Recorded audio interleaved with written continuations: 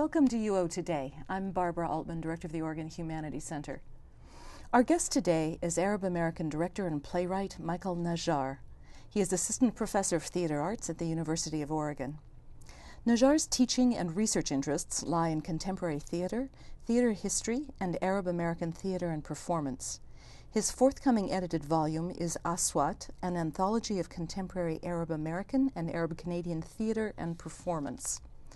Najjar is the author and director of the play Talib, which was presented as a staged reading at Chicago's Silk Road Theater Project in 2010. He will direct University Theater's production of Arabian Nights during the 2012 spring term. Michael, welcome. Thank you very much. You recently arrived in Eugene. We grabbed you the minute you came to town. That's great. Thank you for having me. It's good of you to fit this in so early in your first year here. I have to ask you, you've come to Eugene, but you're no stranger to Oregon. Could you lay out your trajectory, what got you here? Well, it's amazing. I studied with a great friend, Gary Bown, who runs the Bend Theater for Young People in Central Oregon in Bend. And I moved to Los Angeles after graduate school, and he called me after a month of arriving in LA, and he called and said, I need you to come up and teach and direct with the Bend Theater for Young People. And I said, sure, and I had never been to Oregon prior to that time. So I drove into Oregon late at night and tried pumping my own gas, which I realized very quickly was not allowed. And I spent that first summer there, and I was absolutely hooked. So interestingly enough, I knew Oregon really through Central Oregon first, and I'd come up 7 summers in a row. And after that time, I was hired at Portland Community College to chair their theater arts department. And then to be back in Oregon now is just really a gift, because my wife and I both are deeply in love with the state, and we really were hoping that we would end up back here, but we didn't know, and it all worked out. You took time between each of your degrees. You're as much a practitioner of the art of theater as you are an academic. Yes. What's your role going to be here as a professor in theater arts? Well, one of the things that I was most excited about was that University of Oregon Department of Theater Arts is interested in the academic and the practitioner. So all of our graduate students, for instance, are required to do both. If they study a certain type of theater, they're expected to actually practice that type of theater, or at least something related to it. And for me, that is vital, because a lot of programs in this country are interested only in one or the other. So for instance, when I was at UCLA, they were very much interested in the academic side. So if you were an academician, if you were a scholar, that's pretty much all you did, and for the time you were there. If you were a practitioner, that's what you did. And ne'er the twain met very often, which is very interesting. So I didn't get to meet a lot of the practitioners unless I actively looked for them and met them myself. This program is interested in merging those two and making sure that the students have a very global view of their art. So it's not enough to just know all of the scholarship that came along that concerns your topic, but also you should have a grounding in that practice. And I think that makes a much more well-balanced theater practitioner, and it also gives us a global notion of what we're trying to do, because so often practitioners are interested in art for the art's sake, and I think it's important to have that greater view of how the history and the critique have played into your art and how you can apply that in your own production. But that means that the faculty, you included now, also have to do both, right? You publish on theater, yes, and you also will be directing. Absolutely. We mentioned in the intro Arabian Nights coming up in spring 2012. Can you talk about that production a little bit? Well, Professor Schmore, who's the chair of our department here, asked, what would you like to direct? And I came up with several titles. He was thinking of something fairly large for the Robinson Theater, and he also wanted something that had a lot of dynamic to it, and also something that maybe was of interest to school groups or to groups that may not be theatrically related, but maybe more interested in literature, etc. So I started picking my brain, going through several of the plays that I had wanted to do, and the Arabian Nights was recently performed at the Royal Shakespeare Company, and recently in Edinburgh it was re-performed, and to great acclaim. And I thought to myself, well, I grew up listening to these stories of the Alf Layla wa Layla in Arabic, is 1001 Nights. And I was always intrigued by them, but I was always disturbed by the sort of orientalized version of them, the Aladdin version by Disney, or these versions that had, you know, the ridiculous costumes and the scimitars and the exotic belly dancers and the harem girls, and they all seem to play into the Orientalist notions of that piece. So one of my goals is to present this play, but also try to find a way to return to sort of original sources if we can, and to give perhaps a little more of a grounded production than the ones that we're most accustomed to seeing. It's not surprising that you're doing something called Arabian Nights, right? Right. Which brings us round to your major focus so far in your published work and in the wonderful play that you wrote, Talib. You have a very strong interest in and investment in portraying the Arab American identity and talking about the role of Arab Americans in this country and in North America, particularly since 9/11. Sure. What's your personal background that you were attracted to this? Well, both of my parents are from Lebanon, actually, though they came to this country a long time ago. My father in 1945 and my mother several years later. And so I grew up in that milieu. And interestingly enough, they ended up in Albuquerque, New Mexico, of all places, where I was born and raised. And in Albuquerque, there's actually a large Arab population: Palestinians, Jordanians, Lebanese, Syrians. I mean, it runs the whole gamut. And so I grew up in that culture, and I knew that culture through my lived experience. But as I grew older, I also knew that there was something that made Arab Americans different and yet similar. So that idea of the hyphen between the Arab and the American was somewhere I felt like I lived in most of, if not all of my life, because you're straddling these two cultures. And for instance, the great writer Diane Abu Jaber talks about this in her work very much. But this idea of straddling two cultures, not quite knowing which one you quote unquote really belong to, because at home the parents are trying to preserve a lot of the heritage. They're trying to keep the language alive, the food alive, the customs alive. But when you leave the home, that all those things really don't even exist in our everyday lives. So how do you do that, and how do you not feel like you're in some sort of schism between the two? And I think that that's something a lot of Arab Americans deal with.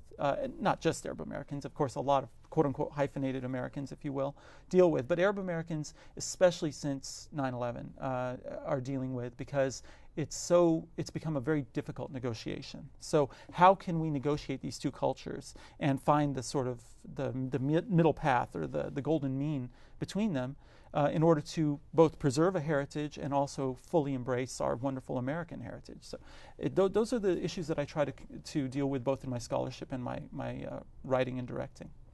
We're just 10 years past we're just past the 10th anniversary of 9/11. Yes. Is it any easier now than it was in those critical first few months after that incident? You know, I think it depends a lot on who you are. For instance, someone like me who dresses in quote-unquote Western clothing, if you will, and doesn't have an accent and doesn't have any sort of external trappings of somebody you would imagine as Arab or Muslim, etc. Really, on a day-to-day basis, you don't feel anything, you don't see anything. But people with accents, people who dress, say, in Muslim garb because their religion expects them to, they're the ones that I think feel it much more directly. And I think that this is the difficulty. And so one asks oneself, do you sublimate your identity or do you embrace it? And I think that some have said, this is my identity and I'm going to embrace it fully, the way I dress, the way I, for instance, pray, the way I eat. All of these things matter on a very visceral level, whereas others can say, well, it's not something I want to, carry on a daily basis, though it's something that I carry inside of me on a daily basis, if you will.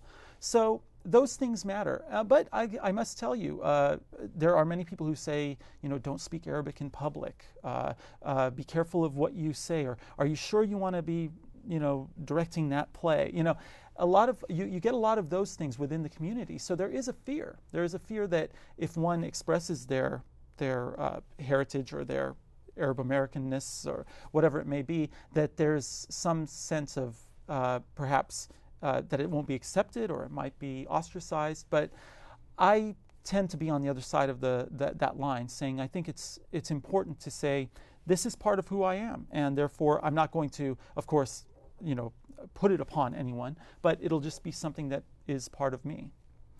You mentioned to me in conversation that you and your wife are both really active in a particular organization that is associated with Arab Americans. Can you explain what that is? Sure. Our cultural background, aside from just being Arab, is a very small minority within the Arab world called Druze.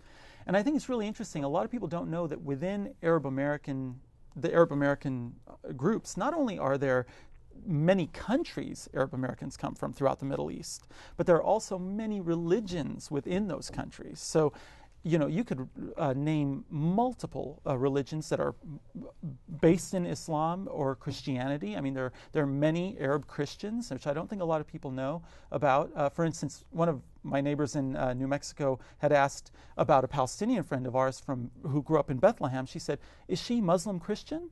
And it's very interesting to me because I thought to myself, well, no, this woman is actually Christian from the days of early Christianity. Her family has been in Bethlehem from the time of Jesus. So that is something that I think is lost in that dialogue. In the case of myself and my family, we're being Druze, you're a very small minority even within the Middle East. So not only are you a minority in general, but even within the place you quote unquote come from, you're a minority. And I think the Druze are in a struggle for their own survival in the Middle East as well, because they're often thought of as perhaps an offshoot, or in negative ways sometimes people say cult, and it's unfortunate because the misunderstandings are there. And I think that is, it's hard enough to be misunderstood where you come from, not to mention outside. But the Druze, American Druze Society has been here since the early 20th century, since 1907, when the first Druze got together, and they've been having yearly conventions and trying to just have the people who are Druze understand their heritage a little better by meeting fellow Druze and to share cultural aspects like food and dance and language. Can you continue that living here in Oregon? There is probably a considerably smaller population than there was in LA or in Albuquerque. There is, but there's a small Druze community in Portland that gets together regularly, so they're there. And then there are, of course, Arabs in the Eugene area, and I've had the great privilege of meeting several of them since I've been here, and it's really something. It's really something. We have this common bond, and so the minute I run into somebody else who's an Arab American, I just speaking Arabic with them, being able to share that or to talk about food and culture, it's really something. And we have an Arab Student Union here as well that's quite vibrant and puts on a lot of events. So I think that it's there. It's happening, and it's a wonderful addition to the unique community that Eugene is and Oregon is. I have to ask you about the difference in one of those hyphens. Sure. That is to say, is there a difference between Arab American and Arab Canadian? And I ask because you spent time in Canada, you did a graduate degree in the Toronto area. How do you distinguish between those two hyphenated terms? Well, what's really interesting to me is that they both came about around the same time. Those terms came about at the same time. What a lot of people don't know is Arab American or Arab Canadian, really that term did not exist prior to the mid-1960s. In 1965, due to the Immigration Act here in the United States, and in 67 in Canada, groups came together and created what we now call Arab American or Arab Canadian groups. So the CAS in Canada, the Canadian Arab Society, or the different groups that found Arab American groups here in the United States came together around that time and sort of worked in their identity politics much the same way that other groups did during the Civil Rights Movement. So Arab Canadians, actually, it's very interesting. Many Arabs that were not accepted in the United States during the late 19th, early 20th century migrated to Canada for multiple reasons. Some of them were Francophone speakers. They spoke Arabic and French coming from the Levant, the Levantine region. So they would immediately go to Canada because there were French speakers there. So it just made sense to them to go there, as opposed to others that studied English and Arabic in their home countries and then came to the United States. So I think that's, if there is a division, it would be in that sense. But when you go to an Arab Canadian party or a wedding, like recently my wife and I went to a wedding up in Toronto, it's the same as going to an Arab American wedding here. So, and as you know, the word American is even contested within Canadian parlance as well, because the Canadians say, well, wait a minute, we're in the Americas too, you know. So, so even that designation is somewhat false in and of itself. But of course, it had to be broken down somewhere down the line. So people started saying Arab Canadian, Arab American, and it became the parlance of how we address these groups. But then again, how do we address those in South America? So that becomes another question. How do we add the America to that group? And a lot of different studies are coming out now on how Arabs in South America, Central America, Mexico are trying to, what they're calling themselves at this point, which is a whole other field of study. Well, I'm very curious. I'm tempted to ask you about that, but in fact, I'd like to stick a little closer to home. Sure. I wanted to talk to you about your wonderful play, Talib, which I very much enjoyed reading. It's got 3 fabulous women's characters in it, really strong voices. Every one of the characters is coming to a new state of consciousness about intercultural dialogue and intergenerational dialogue. It's a really strong piece. You had it produced recently by the Silk Road Theater Project in Chicago. What inspired this play for you? A couple of things. One was when I was teaching at Mount San Antonio College in the Los Angeles area, I had a lot of students that were soldiers who went to Iraq during the Gulf War, and to Kuwait during, some of them were actually from the first Gulf War, coming from Kuwait. And you know, it's really interesting to me.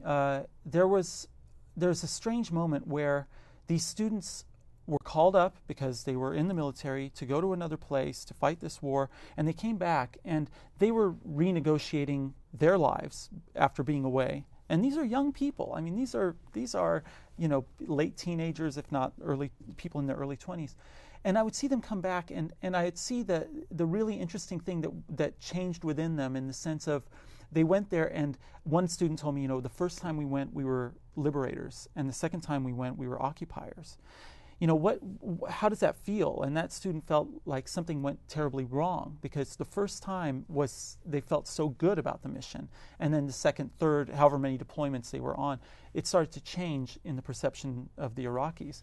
So for me, it was about what happens to a young person who is going to this, you know, being called up to go to another land and fight a war. And then also what happens to those who live in those places and have to negotiate dealing with soldiers coming in to their country, and in some cases being very helpful. In other cases, of course, as we'd seen, war is just one of those horrible things where unfortunate things can happen. So the play is an attempt to put my arms around that issue. It's actually the second play I've written about Iraqi Americans dealing with the war, but it's just something that's been on my mind and something I've been trying to ask myself.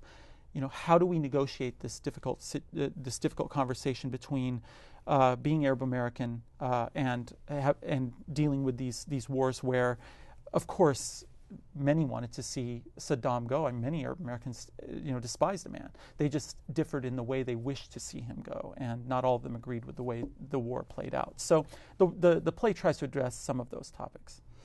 Your one primary male character is a young soldier who actually has done quite a long tour in Iraq, and then at the end of the play we find out that he's been deployed again, and he's not quite sure where he's going. But he's a very sympathetic character. In fact, he's the most broad-minded, tolerant, accepting, bridge-building character in the play.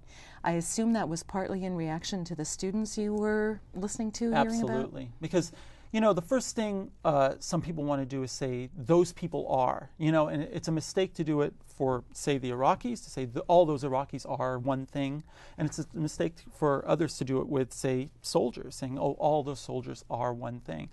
There's such a diversity within groups. And so and I'll bring up a really interesting point. I met Dr. Walid Shamil, who's the head of Baghdad University Theater Arts Program. And he said that, you know, one of the things that American soldiers did, and a lot of people don't know this, is helped rebuild a theater that was destroyed during a bombing. So he thought, you know, why aren't those stories also being told, in addition to, of course, the stories of war? There are also stories of building and peace building that are occurring there. So I wanted that character to represent that those soldiers are they're going there, they're learning about a different culture, they're experiencing a different culture. A good friend of mine was deployed to Iraq several times, and he came back changed. And if there is a positive to come out of a war, perhaps that would be the positive, that we're all changed for the better and not for the worse, of course, from what happens there. It's no accident that your play was staged by Silk Road Theater Project. Right. That's more or less their mandate, right? Can you define what they do? They try to produce plays from what is commonly known as the Silk Road region, which stretches, of course, from Asia, East Asia, all the way through to the Middle East and somewhat beyond. So they have a wonderful mandate, and they're bringing new playwrights' voices from all over this region to the fore. And so you're seeing amazing plays by great, Chinese Americans like Henry David Wong. You're seing plays by Middle Eastern playwrights like Yusuf El-Gundi, who actually is a Seattle-based playwright who's Egyptian American. They're just a diversity of voices. Moti Lerner, an Israeli playwright, has been performed or produced there as well. So I appreciate that company so much, because they're trying to bring in a diversity of voices in an attempt to say this is a diverse land, it's a diverse world, and we need to bring these diverse voices to the fore to the American theater, where they have traditionally not been presented, unfortunately. Have you ever fully staged Talib? I've not. It's on my to-do list, really. And, it's one of those plays that it's the stage reading I had was very basic in some ways, but we still were able to get that wonderful essence of the play there. And then I would like to see it fully staged, in a larger venue if possible. But it's one of those things that has to happen with the right timing. I think with the right group of actors who are interested in having that, and also a theater perhaps that is interested in presenting such a play. So, but it's definitely something on the to-do list. Do you suppose there's any chance you'll produce it here?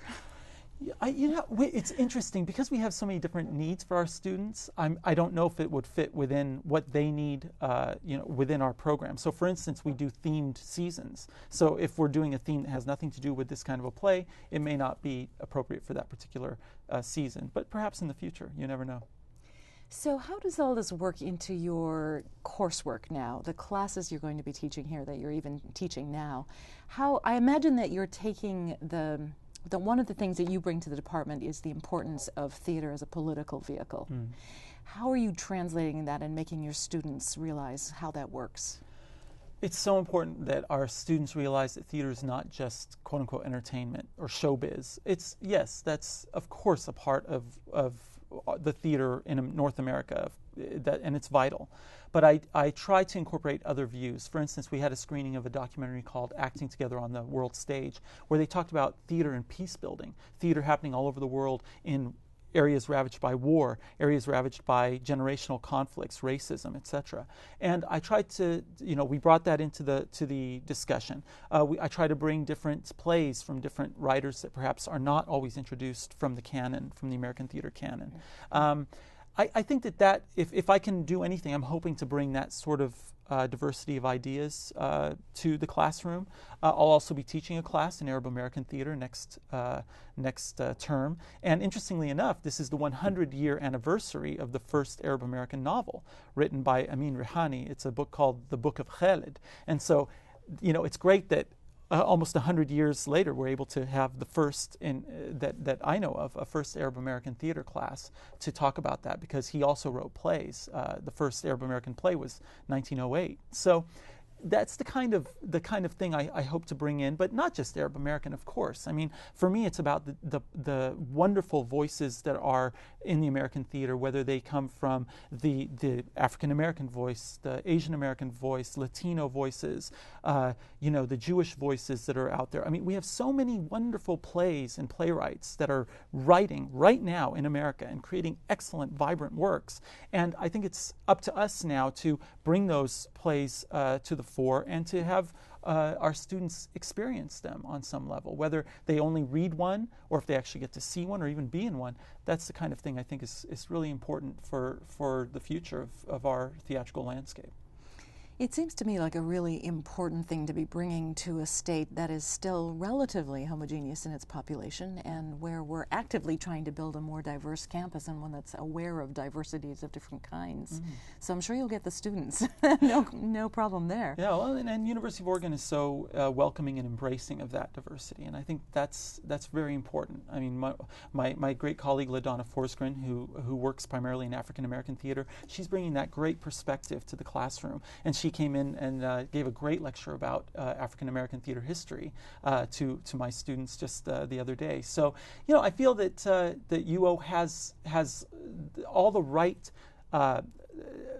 materials, if you will, for such a thing to occur. You know, I think that this is a welcoming place, an open place, and I think that that dialogue will only grow in the future. We have recently interviewed your other colleague, Teresa May, and Great. of course she's working on Native American community theater and bringing environmental issues to the theater. So Absolutely. I would say there's a lot of you working along the same lines. Michael, we only have a couple of minutes left. You write academic work, you are a playwright, you are a professor, you are a director. What are you working on now other than being in the classroom? All of the above. No, you know, I have a couple of projects. You know, it's interesting as a professor, and as you know, you have your academic projects, but you also have your personal projects. And so there are a few personal projects I'm working on. I completed a screenplay about the life of Khalil Gibran, the writer of The Prophet, and others that was accepted for a writing conference in Jordan, where I went to workshop the play. So I need to get back to rewriting that script based on the things I had gleaned in Jordan.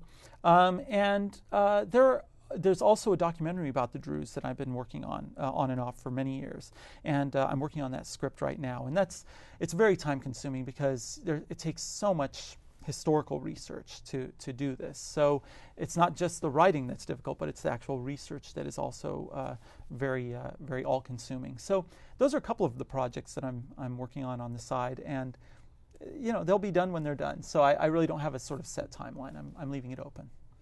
Well, we will encourage everyone to watch for your production in the spring of Arabian Nights. Thank you. It'll be a good corrective. And I'm sure, like all the other University Theater's productions, it will be really a lot of fun as well. I hope to make it as theatrical and fun as possible. Excellent. Thank you for talking to me. Thank you. Thanks for taking the time. We'll watch you with great interest. Thanks. We've been speaking with Arab American director and playwright Michael Najjar. He is Assistant Professor of Theater Arts at the University of Oregon. Najjar will direct University Theater's production of Arabian Nights during the 2012 spring term. Thank you for watching, and see you next time.